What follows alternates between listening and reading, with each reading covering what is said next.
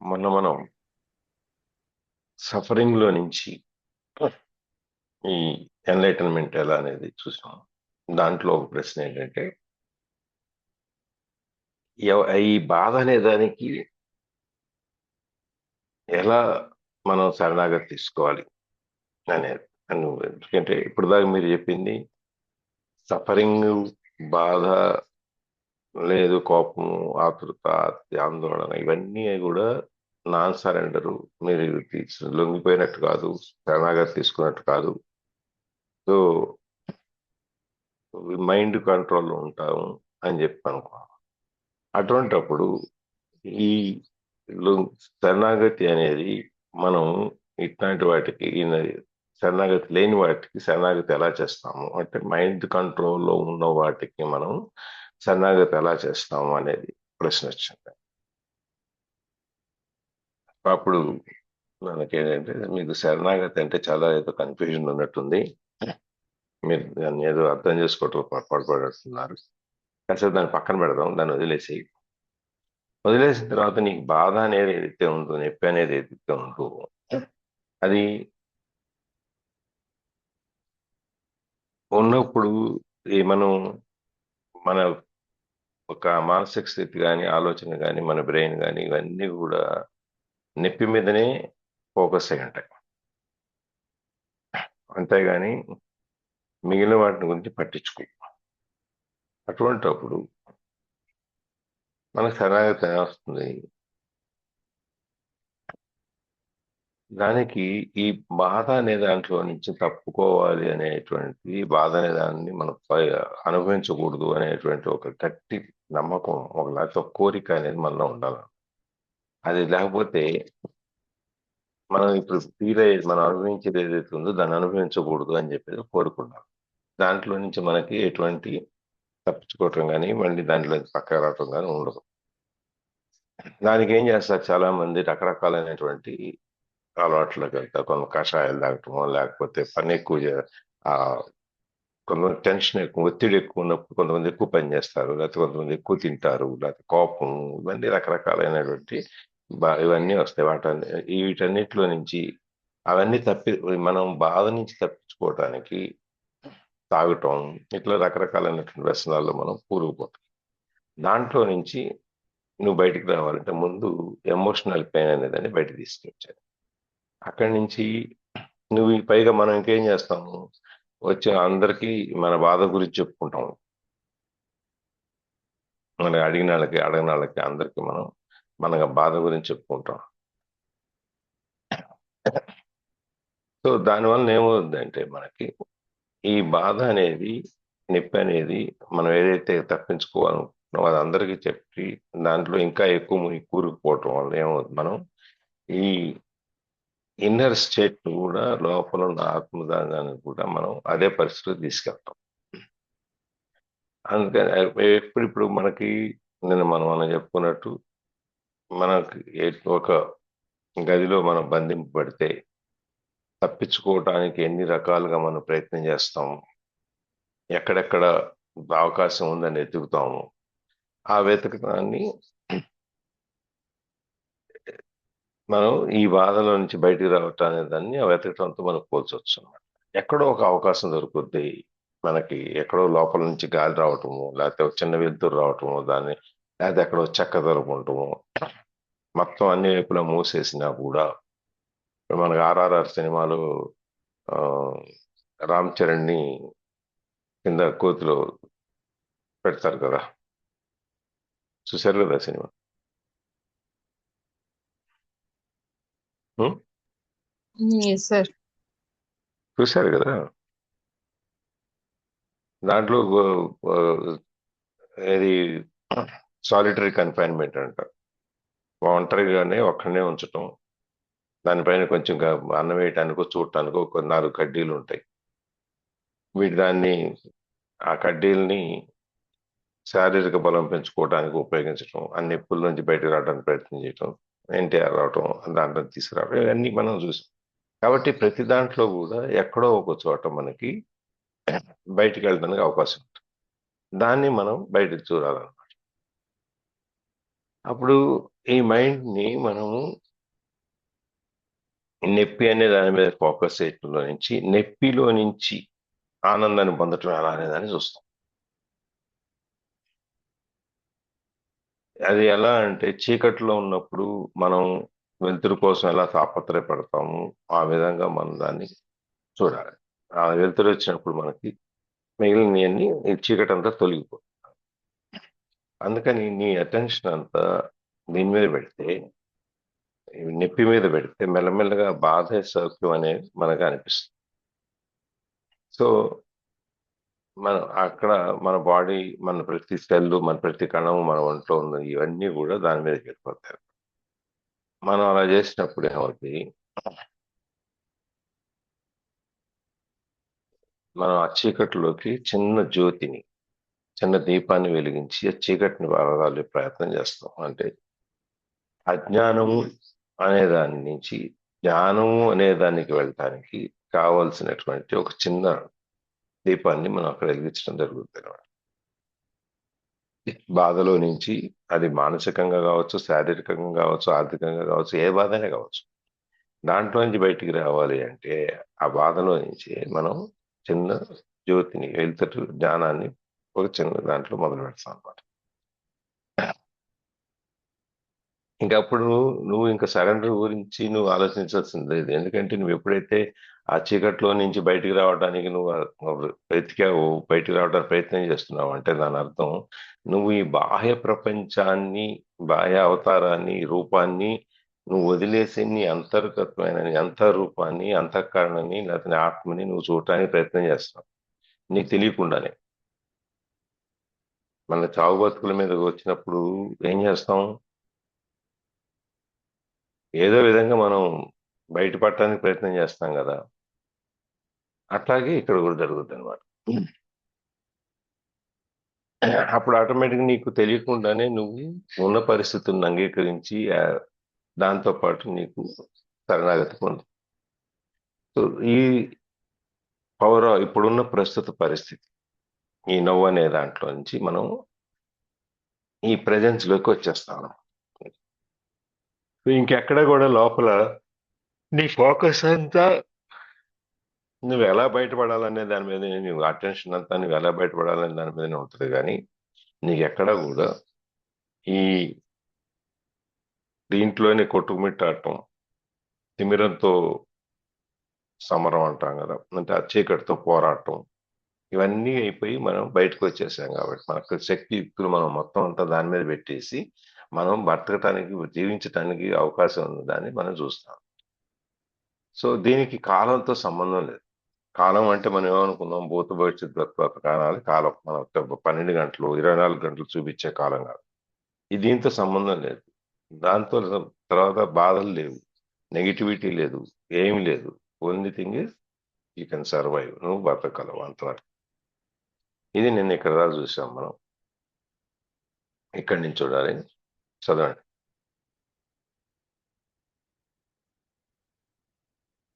ఎవరు చదువుతున్నారు? లక్ష్మీదేవి గారు చదువుతున్నారా? చదువుతారా శ్రీలక్ష్మి గారు? చదవండి.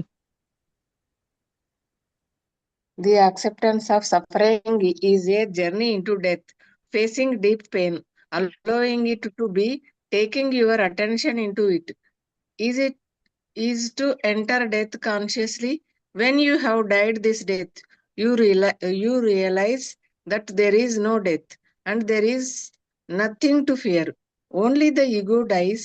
Imagine a ray of sunlight that has forgotten it is an inseparable part of the sun and deludes itself into believing it has to fight for survival and create and cling to an identify other than the sun. Would the death of this delusion not be incredibly liberating? The acceptance of suffering is a journey in to death. నువ్వు ఎప్పుడైతే ఈ suffering అనేదాన్ని, బాధ అనేదాన్ని, నొప్పి అనేదాన్ని నువ్వు ఎప్పుడైతే అంగీకరించావో అది నీ అంతిమ సమయానికి అది ఒక ప్రయాణం అన్నమాట. అంటే మనం మనని ఆ స్థితికి తయారు చేసుకుంటాం మానసికంగా. అందరికీ జనరల్‌గా భయం అంటే ఎక్కడుంటది? చావు అంటే భయం. చంపేస్తామంటే లేకపోతే చచ్చిపోతామంటే అమ్మో! అమ్మో! అమ్మో! అని మొదలుపెడతాం. కానీ ఇక్కడ నువ్వు ఎప్పుడైతే మనం శరణాగతి చేసుకున్నామో, శరణాగతి తీసుకున్నామో అప్పుడు ఆటోమేటిక్‌గా మనకి ఈ ప్రయాణం అనేది అంతిమంగా ఎవరైనా అక్కడికే చేరాలి గదా! ఎవరైనా ఏ క్షణమైనా మనం ఎన్ని చేసినా, ఎన్ని మందులు తీసుకుని, ఎంతమంది డాక్టర్లు పక్కన ఉన్నా గూడా, ఈ క్షణాన్ని ఆఖరి ఎవరిని తప్పించలేం. కాబట్టి దాన్ని మనం యెస్. ఈ జీవితానికి ఒక అంతిమ క్షణం అనేది ఉంది. ఒక రోజుంది. ఒక ఆ పరిస్థితి ఉంది. కాబట్టి మనం దాన్ని అంగీకరించి, దాంతో పాటు ప్రయాణం చేయటం నయం అని చెప్పి మనం అక్కడికి నువ్వు ఎప్పుడైతే మనం శరణాగతి తీసుకున్నామో, అది ఆ ప్రయాణం ఉన్నదాన్ని ఉన్నట్టుగా అంగీకరించడమే మన ఆకర్షణానికి ప్రయాణం అవుతది. స్టార్ట్ అవుద్దనమాట ప్రయాణం. Facing deep pain, allowing it to be, taking your attention into it is to enter death consciously. ఈ బాధని మనం అంగీకరించి దాని పాటికి ఆ బాధను నడిపిస్తూ వదిలేయటమే. మనం దాన్నేం చెయ్యం. దాని పాటికి ఆ బాధ ఉంటది అంతే. మనం దాని గురించి పట్టించుకోమనమాట. తర్వాత మన యొక్క దాని మీద అటెన్షన్ తీసేసి అయ్యో! నొప్పిగా ఉంది. అయ్యో! ఇక్కడుంది, ఇక్కడుంది, ఇట్లుంది, ఇట్లుంది. ఇవన్నీ మనం దాన్ని తీసేస్తే, దాన్నే ఎప్పుడైతే మనం ఈ రకరకాలైనటువంటి ఐహికమైనటువంటి బాధలు, సుఖాలు, సంతోషాలు ఇవన్నీ ఏవేవి ఉంటాయో వాటన్నిటిని గనక మనం వదిలేసి, వాటన్నిటిని మనం ఫేస్ చేసి, ఎదుర్కొని వాటిలో నుంచి మనం ఎప్పుడైతే బయటకొస్తామంటే దాన్నేమంటారంటే is to enter death consciously. ఈ చావు అనే దాన్ని మనం చాలా స్పృహతో ఆహ్వానిస్తున్నాము అని చెప్పి. మరి అదే సింహం గుహలో తలపెట్టడం లాగనమాట. మన సింహం ఉందేమో లోపల అని చెప్పి భయపడిపోయి మనం బయట నిల్చొని అటు లేకపోతే రాళ్ళదే వెనకాల దాక్కుని ఎప్పుడు బయటకు వస్తాను చూస్తుంటాం. అలా అక్కర్లా లేదు అంటే ఉండదులే అని చెప్పి మనం లోపలికి వెళ్ళిపోయాం అనుకోండి ధైర్యం చేసి. నిజంగా ఉండకపోవచ్చు. మనం ధైర్యం చేసి లోపలికి వచ్చాం కాబట్టి మనం దాన్ని ఎదుర్కోవడానికి సిద్ధమే కదా లోపలికి వెళ్తాం. అదే దాన్ని ఏమంటారంటే దీన్ని స్పృహతో మన తెలివితో చేసిన పని అన్నమాట. When you have died this death you realise that there is no death and there is nothing to fear. ఎప్పుడైతే నువ్వు ధైర్యం చేసి ఆ గుహలోకి వెళ్తావు, ఆ చావు అనే దాన్ని మనం ఇంకా మరణించినట్టే. ఎప్పుడైతే మనం చావుని అంగీకరిస్తామో అప్పుడు మనం ఇంకేముంటది? ఏముండదు కదా! అంగీకరించాము. ఇవి ఎప్పుడైనా వచ్చేదే కదా! దీని గురించి పెద్ద పట్టించుకోవాల్సింది అందులో వచ్చిన రోజున వస్తదని చెప్పి పని మనం చేసుకుంటాం. అది నిజంగా చావు అనేది ఏం లేదు. దాని గురించి మనం భయపడాల్సింది లేదు. నువ్వు మానసికంగా తయారైనప్పుడు ఇవాళ చచ్చిపోతాం అని చెప్పి ప్రతి నిమిషము చచ్చిపోయేదానికంటే ఇది ఎప్పుడో ఒకసారి వస్తది కాబట్టి వచ్చినప్పుడు చూసుకుందాంలే అని చెప్పి మన పని మనం చేసుకోవటం అనేది కూడా ఒక చావులో నుంచి మనం చావుని తీసుకున్నట్టన్నమాట. ఇప్పుడు తెలుగులో మనకో సామెత ఉంది. పిరికివాడు ప్రతిరోజు చస్తాడని చెప్పి. కదా! ఉందా? అట్లాంటి సామెత ఏదో ఉంటుంది. ఉందా? అవునండి ఉందండి. అది ఏంటి కాదు మరి ఎంతసేపు పడుతుంది సమాధానం చెప్పడానికి? మనం పిరికితనంగా రోజు దాని గురించి భయపడేదానికంటే నువ్వు ధైర్యంగా సర్లే వచ్చిన రోజు చూసుకుందాం. వస్తే వస్తది. అందరికీ వస్తది. నాకు ఒక్కడికే అని చెప్పి మనం అనేసుకున్నాం అనుకోండి. మనం ఇక మానసికంగా ఇంక మనం ఎదురు చూడటానికి ఏం లేదు ఇక మనకు. మన ఆత్మ అనేదాన్ని చావు అనేదాన్ని ఎక్కడ దేనికుంది? ఈ శరీరానికే కదా! మనసుకు లేదు కదా! ఆత్మకి లేదు కదా! ఆత్మ అనేది ప్రయాణం చేస్తూనే ఉంటది. So only the ego dies. ఎప్పుడైతే నువ్వు ఇది అనుకున్నావో, నువ్వు గుర్తించావో చావు అనేది అది చచ్చిపోయేదేంటి? మన అహం. మనం కాదు. అది పోయిందనుకోండి, అది పోతే ఇంకేముంది? నేను అనేది పోయినప్పుడు మోక్షమే కదా మిగిలేది. ముక్తియే కదా విముక్తి వస్తుంది కదా. Imagine a ray of sunlight that has forgotten it is an inseparable part of this sun. సూర్యకాంతి ఉంది. సూర్యుడి కాంతి, సూర్యుడి కిరణాలు ఎక్కడి నుంచి వస్తున్నాయి మనకి? సూర్యుడి దగ్గర నుంచే కదా. అవును సార్. సూర్యకిరణాలు వచ్చేది ఎక్కడి నుంచి వస్తాయండి? సూర్యుని నుండే సార్. సూర్యుడి నుంచే కదా వస్తాయి. అయితే ఈ కిరణం ఏమనుకుంటుందంట,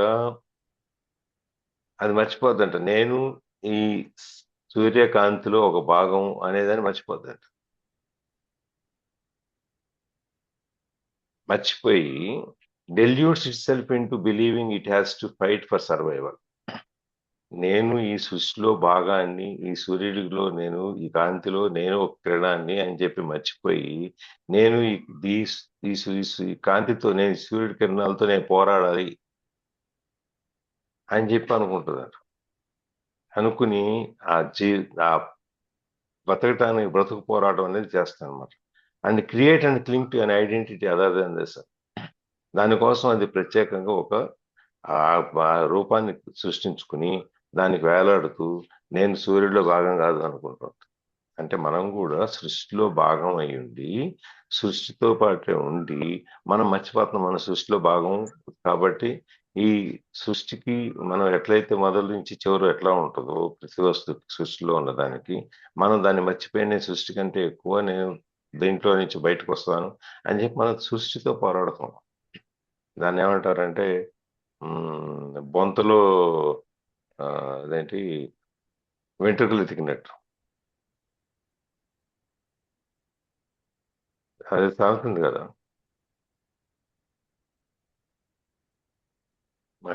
బొంతలో వెంట్రుకలు ఎతుకుతాం కదా, తయారు చేస్తారు కదా బొంత.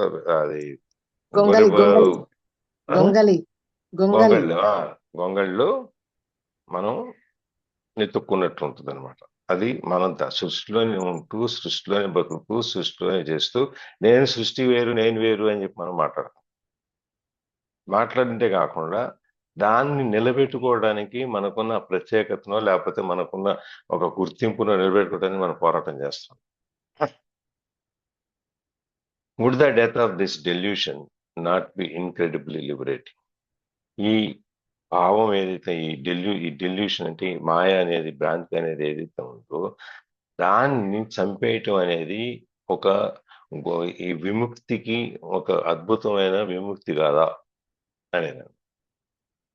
మనం ఈ భావన అనేది ఏదైతే ఉందో నేను వేరు సృష్టి వేరు, నేను దీంట్లో భాగం కాదు, సృష్టిని నేను జయించాను లేకపోతే ప్రకృతిని జయించాను, ప్రకృతి వేరు, ఇవన్నీ మనం అనుకుని నాకంటూ ఒక గుర్తింపు ఉంది, నేను ఏమైనా చేయగలను, సాధించగలను అనేటువంటి అహం ఏదైతే ఉందో దాన్ని చంపేయటం అనేది మనకి ఒక విజయవంతమైన విషయమే కదా. కష్టం కదా అది చంపేయటం అనేది. అవును సార్. మీకున్న గుర్తింపుని తీసేయటం అనేది కష్టమైన విషయం కదా. సో అవును సార్. నేను ఫలానా, నేను చెప్తేనే నడుస్తుంది, లేకపోతే నేను రాకపోతే ఈ క్లాస్ నడవదు, లేకపోతే గ్రూప్ నడవదు అని చెప్పి అనుకోవటం అవివేకం. మన సుందరకాండలో చెప్పుకున్నట్టు ఆంజనేయ స్వామి పంపించినప్పుడు ఆమెను కాపాడటానికి సీతమ్మని ఎవరున్నారా అనుకున్నప్పుడు రావణాసురుడు అశోకవనానికి అన్ని సిద్ధమయ్యి ఆమెను చంపడానికి ఆమెని ఇబ్బంది పెట్టడానికి వెళ్తున్నప్పుడు ఈ ఆంజనేయ స్వామి అక్కడ చూసి కిటికీలో నుంచి టెన్షన్ ఫీల్ అయిపోతుంటాడు. అయ్యో అయ్యో ఇప్పుడు ఎట్లా బాగా అమ్మవారిని మనం కాపాడాలని. అప్పుడు మండోదరి వచ్చి అట్లా వద్దు, నువ్వు అలా చేయకు అని చెప్పి ఆయన్ని రావణాసురుని ఓహో అప్పుడు అయితే నేను నా పైన పర్వాలేదు, మండోదరి ఆపేసింది అని చెప్పి. అట్లా ప్రతి సందర్భంలో ఆయనకి ఒక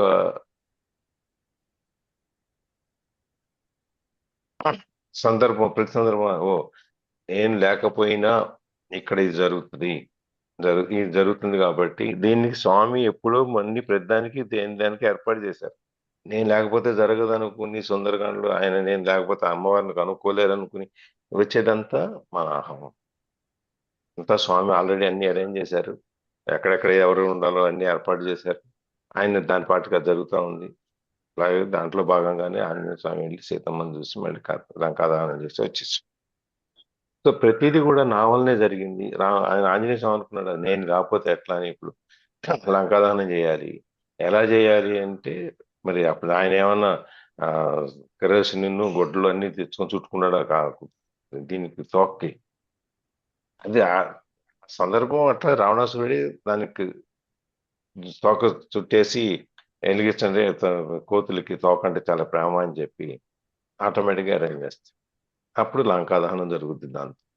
అంతేగాని అప్పుడు ఆయన అనుకుంటా ఓహో నేను నేనుగా తోకని నిప్పంటించుకోవాలంటే చాలా ప్రయత్నం చేయాల్సి వచ్చింది. నేను ఏమీ చేయకుండానే తోక నిప్పంటించేశారు వాళ్ళు. కాబట్టి స్వామి ఇక్కడ కూడా దీన్ని ఏర్పాటు చేశారు అని చెప్పి అట్లా ప్రతి సందర్భంలో కూడా మనం చూసేది చేసేది కూడా మనకు ఆల్రెడీ అక్కడ ఏర్పాటు కాబడి ఉంది. మనం అంతా నిమిత్త మాత్రంలో తోలు బొమ్మలాటలు బొమ్మలు వెనక నుంచి నడిపేవాడు నడిపించేవాడు ఆ బొమ్మల్ని కదిలిచ్చేవాడు వేరేవాడు ఉన్నాడు. ఇక్కడ కూడా అదే అనమాట. మనం దీంట్లో నుంచి బయటికి పడటానికి ఈ అహం అనే దాన్ని వదిలేసి సృష్టిలో మనం ఒక భాగము, సృష్టితో పాటే మనం మమేకమై ఉన్నాము, ఈ సృష్టితో పాటే మనం ఉండాలి అనేటువంటి జ్ఞానాన్ని మనం పొందటం అనేది చాలా అద్భుతమైన విషయం కదా. Next sir. Do you want to an easy death? Would you rather die without pain, without agony, than die to the past every moment and let the light of your presence shine away the heavy, time-bound self you thought of as you? సరే, మనకి ఈ ఆఖరి క్షణం అనేదో చనిపోవటం అనేదో ఏదో చాలా సునాయాస మరణం, అనాయాస మరణం, సునాయాస మరణం ఏవో ఉన్నాయి కదా. దానికి మనం మృత్యుంజయ మంత్రం ఉంది కదా, అనాయాసేన మహామృత్యుంజయ అవును, అనాయాసేన మరణం కదండి. మంత్రం చెప్పండి. మంత్రం త్రయంబకం యజామహే, అదేనండి. ఓం త్రయంబకం యజామహే త్రయంబకం సుగంధిం యజామహే, పుష్టివర్ధనం ధనం పూర్వారుకమివ బంధన మృత్యోర్ముక్షేయం మామృత. అదే కదా దాని అర్థం. సునాయాసమైన మరణాన్ని ఇమ్మని చెప్పే కదా అంతా చేసేవరకు. అవునండి. అది కావాలి నీకు. నీకు ఏ బాధ లేకుండా, ఎటువంటి సంకోచాలు లేకుండా, ఏమీ లేకుండా కావాలి. అలా నువ్వు పోవాలనుకుంటా. Then die to the past every moment. అప్పుడు నీ గతంలో నుంచి బయటికి రా. అంటే గతాన్ని నువ్వు చంపి అంటే నువ్వు చచ్చిపోగల. నువ్వు చచ్చిపో అంటే పాస్ట్ గతాన్ని చచ్చిపోవడం అంటే గతాన్ని మనం చంపేశాం. గతాన్ని గురించి మనం ఆలోచించకూడదు. గతం గురించి నువ్వు ఎంతసేపు మనం పోరాడేది పాకులాడేది దేని గురించి చేస్తాము? గతం గురించే కదా. ఇలా జరిగింది, అలా జరిగింది, అలా జరిగి ఉండకూడదు, ఇలా జరిగి ఉండకూడదు, ఇలా అయితే బాగుండేది, అలా అయితే బాగుండేది. ఇదే కదా మనం ఆలోచించేది. ఇలా జరిగి ఉంటే నా జీవితం ఇంకోలాగా ఉండేది, ఇలా జరిగి ఉంటే నా జీవితం ఇంకోలాగా ఉండేది, ఇలా చేస్తుంటే నా పని ఇంకా బాగుండేది. నేను చదువుకోకుండా ఉండి ఏ బిల్ గేట్స్ లాగానో స్కూల్ డ్రాప్ అవుట్ అయ్యి ఉంటే నేను బిల్ గేట్స్ అంత టర్న్ అయ్యాడు. అనవసరంగా మనం ఇంతవరకు చదువుకున్నాము. చదివి చేసేది ఏంటంటే గుమస్తా ఉద్యోగం. ఇవన్నిటినీ వదిలేయి.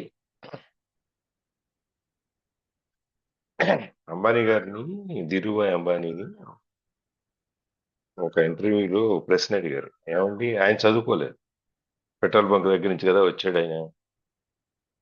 మీరు చదువుకోకుండానే ఇంత పెద్ద సామ్రాజ్యాన్ని స్థాపించారు. మీరు ఏ ఎంబీఏనో ఇంకోటి ఏదో బిజినెస్ మేనేజ్మెంట్ లో పెద్ద కోర్స్ ఏదైనా చేసినట్టయితే ఇంకెంత పెద్ద సామ్రాజ్యాన్ని స్థాపించేవాళ్ళు మీరు అని చెప్పి ఒక ప్రశ్న అడిగారు కదా. ఎవరైనా అంతే కదా అనుకుంటాం. అవును సార్, అవును. ఇంకా బాగా చదువుకున్నట్టయితే, ఇంకా కలెక్టర్ అయినట్టయితే, ఇంకోటి అయినట్టయితే, ఇంకా ఇంకా ఇంకా ఇంకా. ఆయన ఏమన్నాడు దానికి? చెప్పండి, ఏమని ఉంటాడు? నేను ధనవంతున్నై ఉంటే ఇంత పడకపోయేవాడిని, నేను ఇలా ఉండకపోయేవాడిని అని అంటాడు సార్. తెలియదు కానీ అలా అంటున్నాను. మీరు అనుకున్న ఇలా అయ్యి ఉండొచ్చు అని చెబుతున్నారు అంతే. అవునవును. ఇంకా ఇంకెవరన్నా? చదువుకోలేదు కాబట్టి ఈ వ్యాపారానికి పెద్దోడిని అయ్యాను, చదువుకుంటే ఇంకెందులోనే ఉందని అనుకుంటున్నాను ఆయన. ఎట్లా ఎట్లా ఎక్కడ ఎట్లా మళ్ళీ లేదు, చెప్పండి. లేదు చదువుకోలేదు కాబట్టి ఈ వ్యాపారాలు ఇలాగ అభివృద్ధి అనేది చదువుకుంటే ఏదో జాబ్ చేసుకుంటూ ఎక్కడో ఉండేవాడిని అని చెప్పినేమో మళ్ళీ అండి. దీనిలోనే పని చేయాల్సి వచ్చేదేమో సార్ చదువుకొని ఉంటే. అదే చదువుకోలేదు ఆడవాళ్ళలోనే కాబట్టి పని ఈ చేయాల్సి స్టేజ్ లోకి వచ్చేదేమో. వచ్చాను అంటానండి. నేను చదువుకుని ఉన్నట్టయితే ఏ గుమస్తాను అయి ఉండేవాడిని. ఉమ్. చదువుకోలేదు కాబట్టి ధైర్యం చేసి నేను ఈ స్థితికి చేరగలిగాను. నా దగ్గర చదువుకున్న చార్టెడ్ అకౌంటెంట్ లేకపోతే మేనేజ్మెంట్ కన్సల్టెంట్ వీళ్ళందరూ నా దగ్గర ఎంతమంది పనిచేస్తున్నారు, నేను చదువుకోవాల్సిన అవసరం లేదు అని. అట్లాగే ఇక్కడ కూడా నువ్వు గతాన్ని వదిలి అలా అయిపోయింది, ఇలా అయిపోయింది, ఇలా అయిపోయింది, చదువు అనేది నేను చేసుకుంటే అట్లా అయ్యిండే అంతా ఏం లేదు. నీకు ఏదైతే ఉందో రాసి ఉందో అదే జరుగుతుంది. దాని గురించి ఎందుకు ఇంత ఆతృత నీకు? And let the light of your presence shine away the heavy time bound self you thought of as you. అందుకని నువ్వు ఇప్పుడు దాకా నేను అనేది ఏదైతే ఉందనుకుంటున్నావో అది నీకు చాలా భారంగా టైం బౌండ్ 60 సంవత్సరాలు, 70 సంవత్సరాలు, 80 సంవత్సరాలు ఒక సమయంతో ఉన్న హద్దులు, ఇవన్నిటినీ నువ్వు వెలిగించే జ్యోతి ఏదైతే ఉందో, నువ్వు చీకట్లో నుంచి బయటికి రావటానికి నువ్వు ఆత్మజ్యోతిని ఏదైతే వెలిగించావో అది ఈ బాహ్య రూపమైనటువంటి నువ్వు అనే ఈ మిథ్య, ఈ భ్రాంతి, ఈ మాయ నుంచి బయటకు అది వెలిగించి బయటికి రా. అప్పుడు నువ్వనేదే ఉండవు, బాహ్యమైన నువ్వు అనేది ఉండవు. నేను అంటే ఏంటో తెలుసుకునేదానికి ఉంటుంది అన్నమాట. అది నేను ఎవరో చెప్తున్నారు, రమణ మహర్షి నేను ఎవరు అని ప్రశ్నించుకున్నప్పటి నుంచే ఆయన ఆ స్థితికి జరగలిగారు. నేను అనేదాన్ని వెతుక్కుంటూ, నేనెవరు అనేదాన్ని వెతుక్కుంటూ మొదలుపెట్టినప్పుడే ఆయన ఆ స్థితికి జరగలిగారు. అందుకని నువ్వు కూడా నేను అనేది ఎవరు అనేది నువ్వు ఎప్పుడైతే తెలుసుకుని నువ్వు ఈ జ్ఞానం అనే జ్యోతిని నువ్వు వెలిగించుకుంటావో అప్పుడు నువ్వు మెల్లగా వీటిల్లో అన్నిటిలో నుంచి నువ్వు బయటకు వచ్చేస్తావు. నీలో ఉన్న ఈ అహం, ఈ కోపం, లేకపోతే నేను నా వల్ల అవంతా జరుగుతుంది అనేటువంటి భావం, ఇవన్నీ వెళ్ళిపోతాయి. కానీ అది సాధ్యమైన విషయమేనా అనేది మనలోకి వచ్చేసాం. సాధ్యం అవదు ఏదీను. కాబట్టి మనం ప్రయత్నం చేయాలి. ముందు కనీసం ప్రయత్నం చేస్తే సాధించలేదంటే ఏమీ లేదు.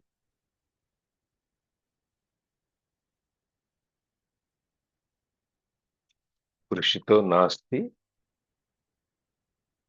దుర్భిక్షం. దుర్భిక్షం. మన ఆ కరువు అనేది మనం కష్టపడితే ఏ కరువు ఉండదు. కాబట్టి మనం అనేది ఈ భావదారిద్ర్యంలో నుంచో, ఆలోచన దారిద్ర్యంలో నుంచో, లేకపోతే ఆర్థిక దారిద్ర్యం నుంచో, శారీరక ఇవన్నీ రకరకాల దరిద్రాలు ఉన్నాయి కదా, అష్టదరిద్రాలు ఉంటాం కదా. అవునా? అష్టదరిద్రాలే కదా. అష్టదరిద్రం అంటారు సార్, అష్టదరిద్రులు అంటారు.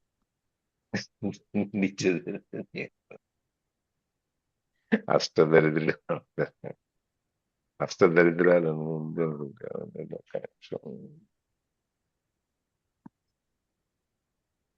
మన గూగుల్ తల్లి ఏం చెప్పుద్దు చూద్దాం.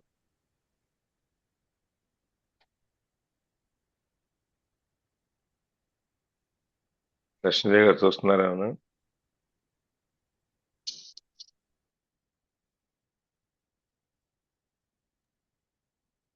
లేచి అష్టదరిద్రాలు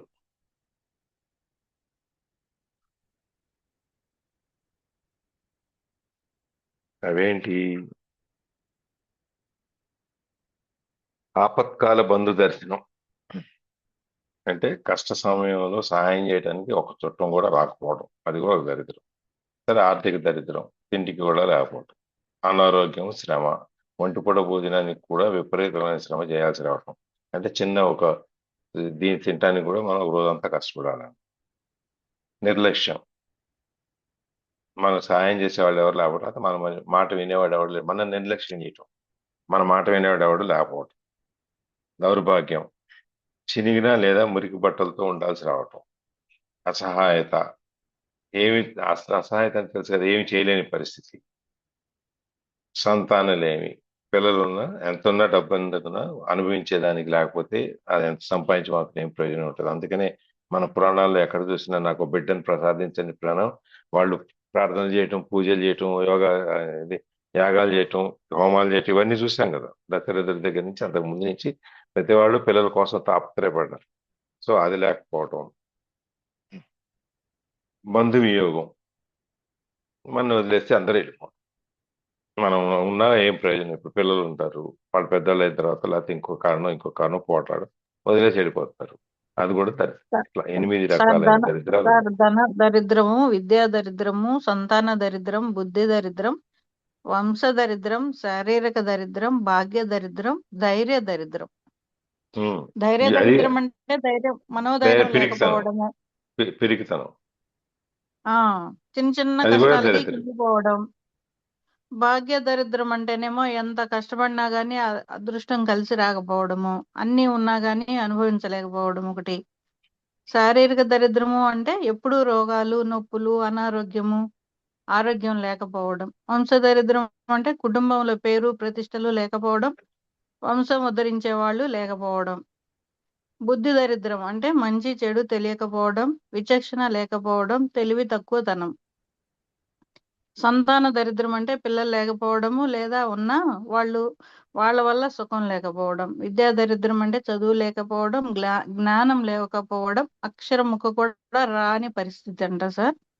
ధన దరిద్రం అంటే చేతిలో చిల్లి గవ్వ లేకపోవడం, కనీస అవసరాలకు కూడా డబ్బు లేని స్థితి. 8 ఉన్నాయి దరిద్రాలు. 8 దరిద్రాలు ఉన్నాయి. అష్టైశ్వర్యాలని ఉంది కదా, ఉమ్, 8 రకాల అలాగే ఐశ్వర్యాలే. అష్టదరిద్రాలు. అట్లాగే 8 దరిద్రాలు కూడా. ఉమ్, మనకి ఎంతసేపు దరిద్రం అంటే మనకు ఒకటే తెలుసు, డబ్బులు లేవు డబ్బు అనేది. లేకపోవడం. అదే అంతే సార్. భావదారిద్ర్యం. ఇవన్నీ రకరకాలు. అంటే సందర్భంలో మనం ఇప్పుడు లేకపోతే వీటి గురించి తెలుసుకోవాల్సిన అవసరం లేదు కదా మనకి. లేదు మనం రోజు అనుభవిస్తున్నా కూడా దీనికి ఒక పేరు ఉందని కూడా మనకు తెలియకపోవచ్చు. అది లేదు మనం దీంట్లో నుంచి బయటికి రావాలి, ఆత్మజ్ఞానం అనే దాని గురించి మనం చూస్తున్నాం కాబట్టి ఇవన్నీ వదిలేసి ఇవన్నీ పట్టించుకోకుండా నేను అనే దాన్ని పక్కన పెట్టేస్తే నువ్వు నీ ఆత్మ జ్యోతిని నువ్వు వెలిగించుకోగలుగుతావు అని. చదవండి. The way of the cross. There are many accounts of people who say they have found God through their deep suffering. And there is the Christian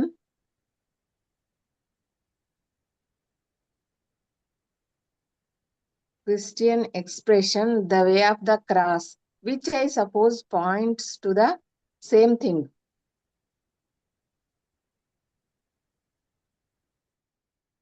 the way to cross.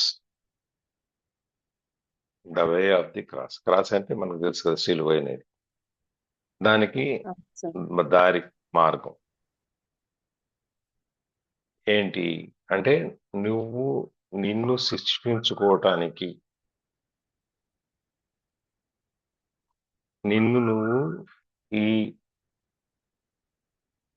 భావదారిద్రం మనం చెప్పిన వీటన్నిటిలోంచి నువ్వు బయటకు పెట్టడానికి రావటానికి నువ్వు ఏం చేయాలి. చాలా మంది ఏం చెప్తారు, నేను దేవుణ్ణి చూశాను, బాధ అనుభవిస్తూ నీ ఈ కష్టాల్లో ఉంటూ ఓ దేవుడా అని నేను పిలిస్తే, ఆర్తితో పిలిచినప్పుడు నాకు ఆ స్వామి వచ్చి నాకు సహాయం చేశారు, ఆ దేవుడే దిగొచ్చి అని మనం చెప్పేవాళ్ళని చాలా మంది చూస్తాం. నేనే షిరిడీలో ఇంతకుముందు కూడా 2-3 సార్లు చెప్పాను. అనుభవం స్వామి ఉన్నారు అనే దానికి నేను 2-3 రకాలుగా అనుభవించడం జరిగింది. అట్లా చాలా మందికి చాలా చోట్ల రకరకాల అనుభవాలు ఉంటాయి మనందరికి కూడా. ఆ మధ్య కూడా తిరుపతిలో మూగబ్బాయికి మాట రావటం, ఫారిన్ నుంచి వాళ్ళు ఎన్ఆర్ఐస్ ఎవరో వచ్చారు, స్వామి దర్శనం చేసుకొని వస్తున్న తర్వాత ఏదో అబ్బాయికి మాట వచ్చిందని చెప్పని మన టీవీలో వీటిలో చూసాము. అట్లా ప్రతి చోట ప్రతి వాళ్ళు కూడా వాళ్ళ వాళ్ళ ఆలోచన విధానాన్ని బట్టి దేవుణ్ణి మేము చూసాము అని చెప్తా ఉంటారు. అట్లాగే క్రిస్టియానిటీలో, క్రైస్తవ మతంలో అక్కడ ఒక సందర్భం ఉంటుంది. అది ఏంటి? The way of the cross. ఈ నేను ఈ క్రూసిఫికేషన్ అంటే ఈ సిలువ వేయబట్టాన్ని కూడా ఆ విధంగానే నేను చూడటం అనేది అది అటువైపే చూపిస్తోంది. భగవంతుణ్ణి నేను చూశాను అని చెప్పే, ఇప్పుడు మనం యేసుక్రీస్తుని వీళ్ళందరూ ఎందుకు దేవుడి కింద పూజ చేస్తారు, భావిస్తారు?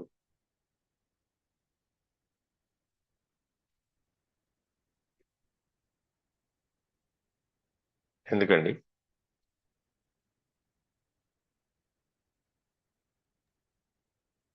దేవుణ్ణి ఎందుకు పూజిస్తారు అంటున్నారా సార్? యేసుక్రీస్తుని వాళ్ళు 2000 సంవత్సరాల కిందనే కదా ఉంది. అక్కడి నుంచే కదా క్రీస్తు శకం మొదలైంది మనకి. అవును అవును సార్. అది ఎప్పుడు ఎందుకు వచ్చింది? క్రైస్ట్ అని ఆయన రావటం వచ్చిన తర్వాత దాన్ని ప్రజల కోసం రాజులను ఎదిరించడం, ప్రజల కోసం నేను భరిస్తున్నాను ఇవన్నీ అని చెప్పి, ప్రజలారా అని చెప్పి ఆయన సిలువ వేయబట్టం ఇవన్నీ మనం చూసాం. దాన్ని ఏమంటారంటే ఈ ఆత్మదర్శనం దీనికోసం వచ్చేటప్పుడు నువ్వు వీటన్నిటికి కూడా నువ్వు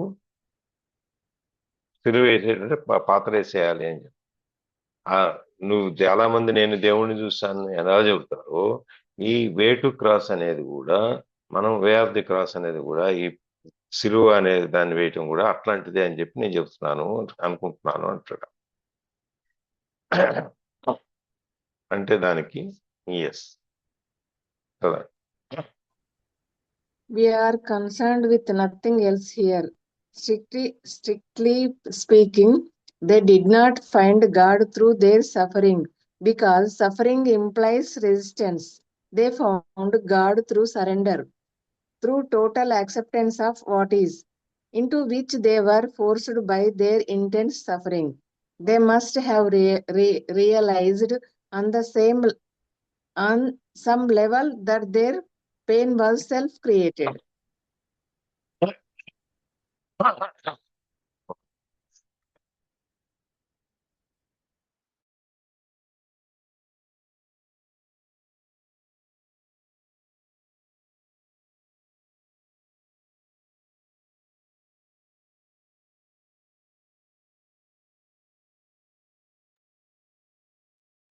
అరుణ మేడం, మీరేమన్నా మంచిగా టూర్కి వెళ్ళారేమో ఈరోజు సండే మీకు అనుకున్నాం లేట్ వస్తే.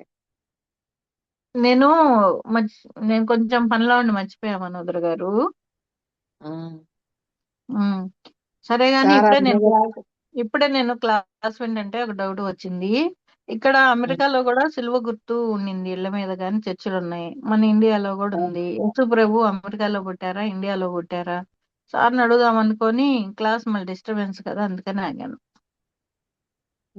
అక్కడ మొత్తం అవే ఉంటాయి కదా మేడం. అదే రికార్డ్ అవుతుంది ఇక్కడ. అదే చెప్పండి అరుణ్ గారు, చెప్పండి కరణ్ గారు. సార్, మరి ఇక్కడ అమెరికాలో చర్చిలు ఉన్నాయి సార్, సిలువ బొమ్మ ఉన్నింది. మన ఇండియాలో కూడా యేసు ప్రభువుని పూజిస్తున్నారు కదా. యేసు ప్రభు ఇక్కడ అమెరికాలో పుట్టారా లేకపోతే మన ఇండియాలో పుట్టారా? ఎక్కడ దేవుడు ఆయన? ఇంతకీ ఆయన పుట్టింది ఎక్కడ అని అడుగుదాం. అక్కడి నుంచి అమెరికాలో నుండి మన ఇండియా వచ్చారా? అమెరికా నుంచి కూడా కదా, యాక్చువల్ గా అది వచ్చి బెత్లెహేమ్ అని చెప్పి ఊరు. అది ఐ థింక్ బ్రిటిష్ లో ఉందను. అది పాలస్తీనాకి ఇజ్రాయెల్ కి మధ్యలో ఉంటుంది. అది దానికోసం గొడవలు, ఆ పాలస్తీనా ఇజ్రాయెల్ కి. అంటే ఆయన అసలు ప్లేస్ మాకు కావాలని ఇజ్రాయెల్ వాళ్ళు, పాలస్తీనా వాళ్ళు ముస్లిమ్స్ కాబట్టి, పాలస్తీనీయులు ముస్లిమ్స్ కదా, ఇజ్రాయెల్ వాళ్ళు కోరుతారు అది మాకు ఇవ్వాలి అది ఆ ప్లేస్ అని. అక్కడ నుంచి అది వ్యాప్తి చెందింది. మామూలుగా అమెరికాలో అయితే ఫస్ట్ లో మాయా నాగరికత అని అది హిందూ నాగరికతనే ఉండేది. అదొక నాగరికత అమెరికాలో. ఈయన పుట్టిన తర్వాత ఇది వ్యాప్తి చెంది వాళ్ళు ఇంకా అదంతా అలా స్ప్రెడ్ చేసుకుంటూ వచ్చారు అటువైపు అన్ని. అట్లనే మన దేశంలోకి బ్రిటిష్ వాళ్ళు అప్పుడు క్రైస్తవ మతం తీసుకున్నారు కాబట్టి ఇంకా వాళ్ళు మన దేశానికి వచ్చి మన దేశంలో వాళ్ళు పోర్చుగీస్ వాళ్ళు మన వైపు వచ్చి వాళ్ళు పెట్టారు. అంటే ఇంకా ఐరోపా మొత్తం అంటే ఇంగ్లాండ్, ఫ్రాన్సు మన యూరోప్ అంతా దేశంలోకి వచ్చిన ఐరోపా వాళ్ళు మన దేశంలోకి వచ్చి దాన్ని మనకు స్ప్రెడ్ చేశారు. మన వాళ్ళైనా మాకు ఇక్కడ హిందూ ధర్మం ఉంది, రాముల వారు పుట్టిన దేశం మాది, మేము ఇదే పద్ధతుల్లో ఉంటాము అని చెప్పి మన వాళ్ళు గట్టి నిర్ణయంతో ఉంటే బాగుండేది. ఎక్కడెక్కడో అంటే పుట్టిన వాళ్ళు మీరు చెప్పిన దానికి ఒక్క మాట చెప్తాం, మాకు హిస్టరీలో వస్తుంది కాబట్టి. అంటే ఎందుకు వచ్చిందంటే ఆ బాధ మనకి, వాళ్ళు ఏం చేసినారంటే మనకు అసలు ఏ ఉపాధి లేకుండా చేసేసారు. మనవన్నిటినీ క్లోజ్ చేసి వాళ్ళకు నచ్చిన విధంగా పెట్టుకున్నారు. మనకు ఉపాధి లేదు, మరి జీవన గమనం కష్టమైంది. అప్పుడు వాళ్ళ మతం తీసుకుంటేనే మనకు ఉపాధి ఇస్తామన్నారు, ఉద్యోగ అవకాశాలు ఇస్తామన్నారు. బలవంతంగా అలా వెళ్ళిపోయారు. ఎందుకంటే బిడ్డల్ని బతికించుకోవాలి, కుటుంబాన్ని పోషించుకోవాలి, తప్పదిక. ఏం చేయాలి, వాళ్ళు ఫోర్స్, అది రాజులు వాళ్ళ చట్టాలు ఆ ప్రకారం ఉన్నాయి. అమ్మాయిలు మారట్లేదని, ఆడపిల్ల మారట్లేదని నీకు పుట్టింటిలో ఆస్తి హక్కు ఇప్పిస్తాము మీరు మారితే అని ఆ విధంగా కూడా చట్టం తెచ్చారు.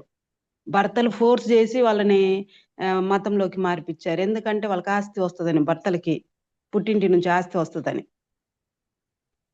అలా మనకు ఉద్యోగ అవకాశాల కోసము మారారు. మెయిన్ ఉద్దేశం ఉద్యోగ అవకాశాల కోసము వాళ్ళ బ్రతుకు స్కూల్స్ తెరువు పెట్టి, కోసం. వాళ్ళ స్కూల్స్ బ్రతుకు తెరువు కోసం, జీవనోపాధి కోసము. ఇంకొకటి ఏంటంటే స్కూల్స్ పెట్టి మీకు చదువు చెప్పిస్తామని ఆ స్కూల్స్ లోకి వెళ్ళి అక్కడ చిన్నగా వాళ్ళ మతం వైపుకి మార్పిచ్చేసుకున్నారు. వాటిని స్కూల్స్ లో చెప్పేవాళ్ళు అనమాట. చిన్నగా మనది మారిపోయి వాళ్ళు అందులోకి వెళ్ళిపోయారు. దాంట్లో నుంచి బయటకు వచ్చారు చాలా మంది.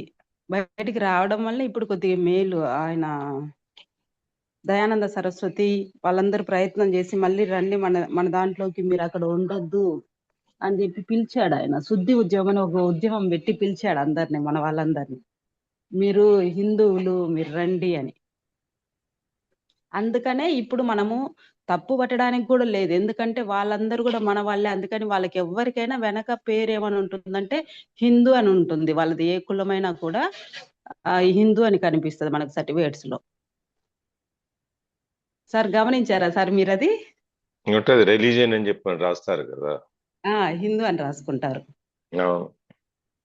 ఇప్పుడు అదేంటంటే మీకు గుర్తుంటే ఉంటది, మీరు చూసుంటారు పల్లెటూళ్ళలో ఈ వ్యాప్తి ఎక్కువ జరుగుద్ది, ఈ స్ప్రెడ్ అవ్వటం అనేది ఎక్కువ జరుగుద్ది. ఎందుకంటే వీళ్ళు ఆ రోజుల్లో గోధుమలు, కోట్లు, బట్టలు ఇవన్నీ ఇచ్చేవాళ్ళు.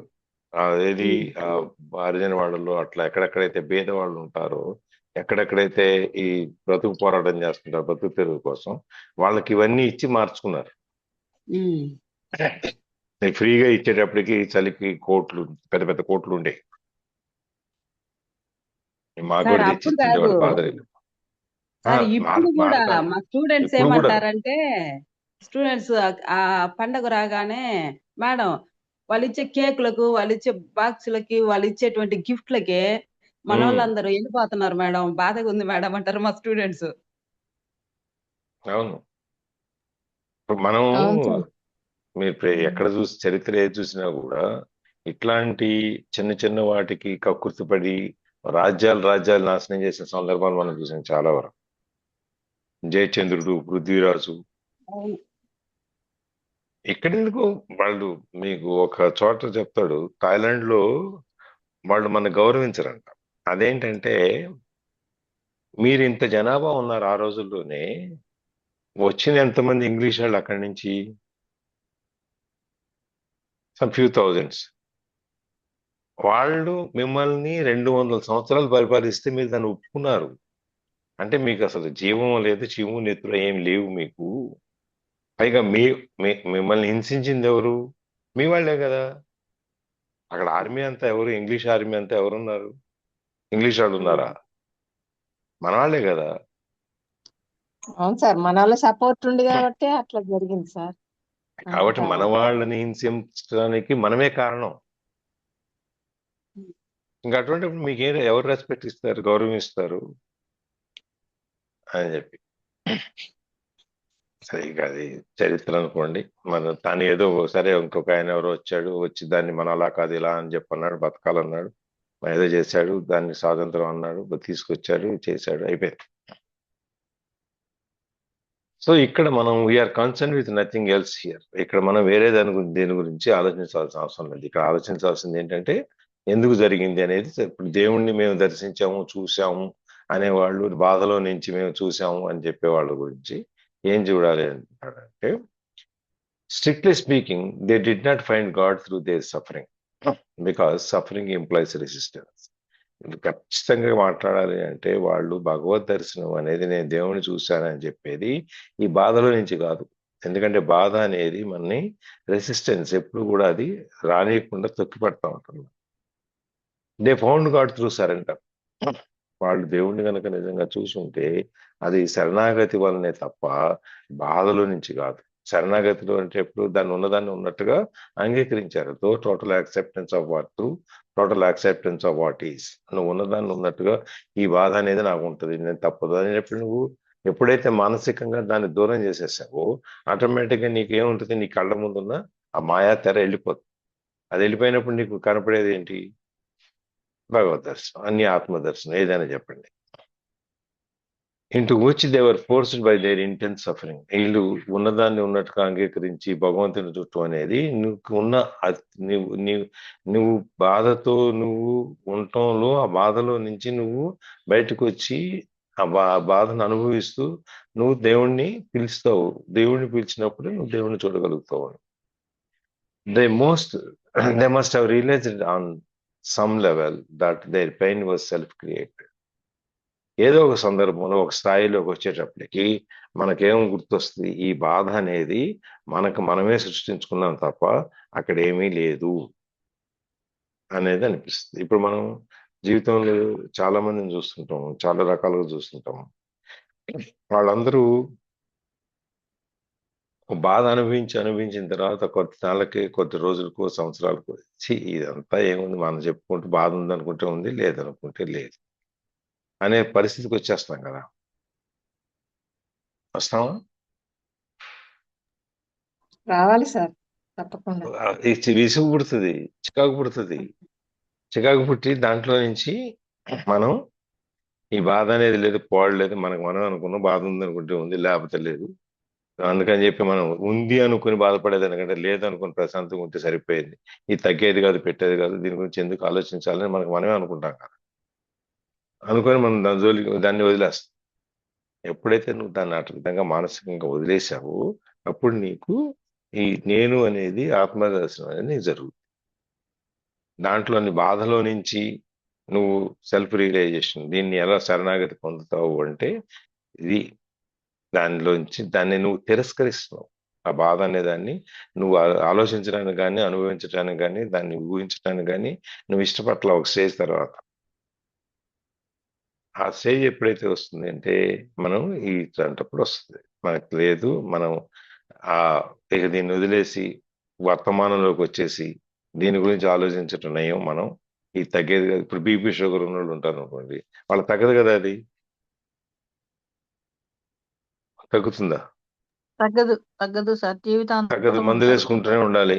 ఒకసారి మందులు టాబ్లెట్ స్టేజ్, రోజుకు 1 టాబ్లెట్ నుంచి 3 టాబ్లెట్లు, 3 టాబ్లెట్ల నుంచి మళ్ళీ ఇంజక్షన్, ఈ విధంగా దానికి పెరుగుతూనే ఉంటుంది.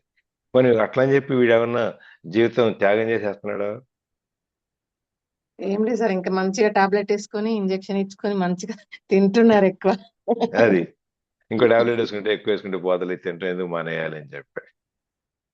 అట్లా వాళ్ళు ఎట్లయితే దానితో పాటు బతుకుతూ దాని గురించి పట్టించుకోకుండా వాళ్ళ జీవనం ఎట్లయితే సాగిస్తూ ఉంటారో అట్లాగే మనం కూడా ఈ బాధ అనే దాన్ని ఒక స్టేజ్కి వచ్చిన తర్వాత వదిలేసి దాని గురించి పట్టించుకోకుండా మనం చేసేది ఏంటి, మన జీవనాన్ని మనం కంటిన్యూ చేయటం అనేది. దానివలన ఆ విధంగా నువ్వు సరెండర్ అయిపోయి నువ్వు దర్శనం పొంది ఉండొచ్చు. కానీ నువ్వు దర్శనం పొందటం అనేది శరణాగతి చేసుకోవటం వల్ల తప్ప నువ్వు నీకు బాధలో నుంచి కాదు, ఆ బాధలో నుంచి శరణాగతిలోకి వెళ్ళి శరణాగతిలో నుంచి దర్శనం అవుతుంది నీకు అని చెప్పడం. సో వీళ్ళకి ఇక్కడ ఆపుదాం, రేపు చూద్దాం మళ్ళీ. ఇంకెవరైనా దీంట్లో షేరింగ్స్?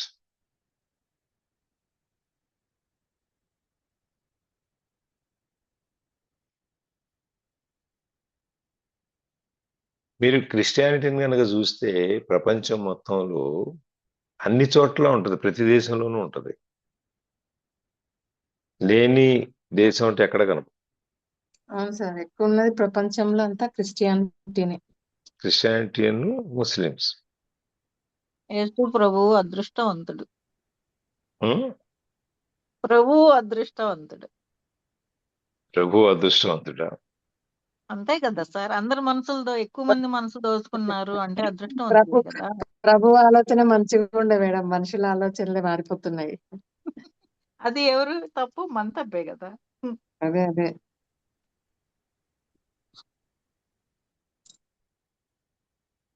మనం దీంట్లో హిందూ మతంలో మనకి ఆచారాలు అవన్నీ ఎక్కువ ఉంటాయి.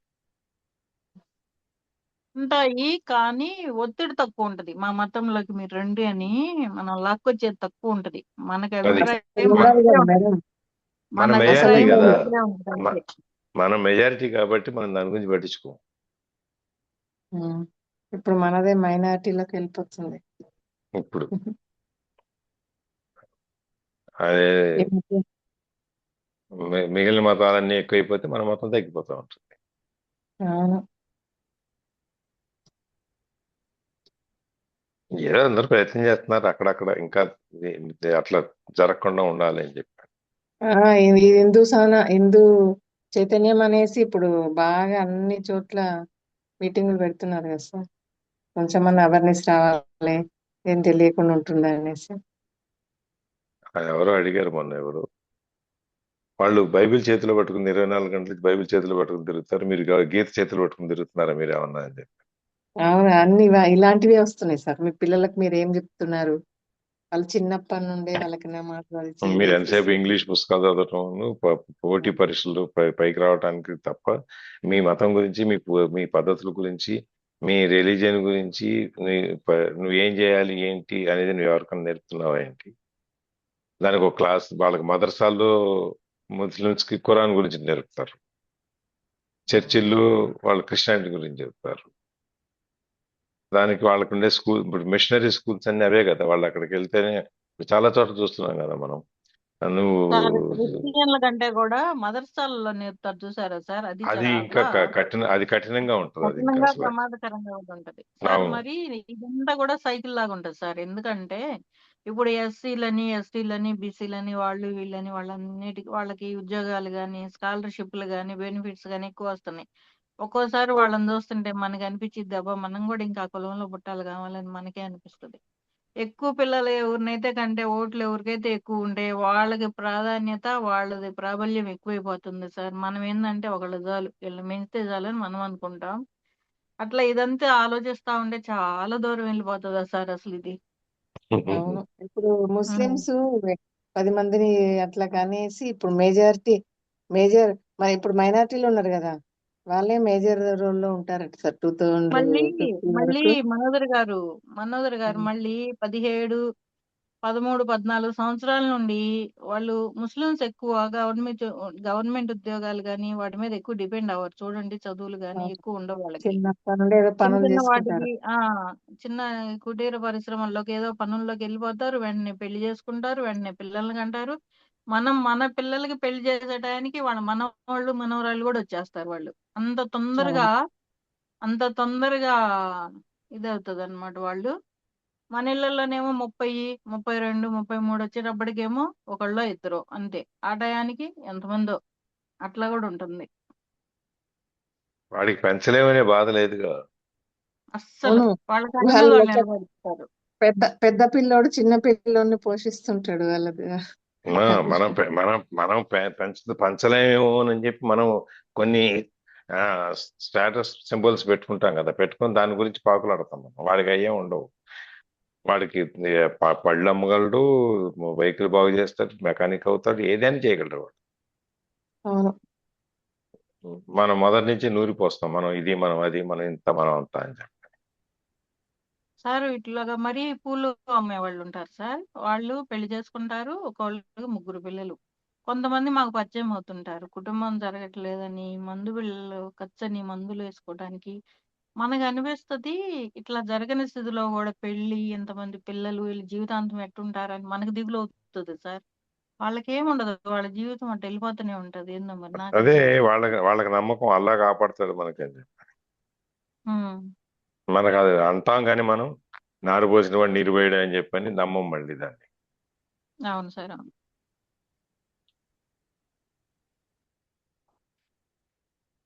చలో రైట్, రికార్డింగ్ ఆపేనా? అలాగే సార్. సావిత్రి గారు అని చెప్తున్నారా? సార్ సావిత్రి ఆ హనుమ చరిత్ర చెప్పాలి అని ఎన్ని ఎతికినా కూడా బుక్ దొరకట్లేదు సార్. మీరు రికార్డింగ్ పుస్తకం ఆపేనా? దొరకలేదా? అవును, రాత్రి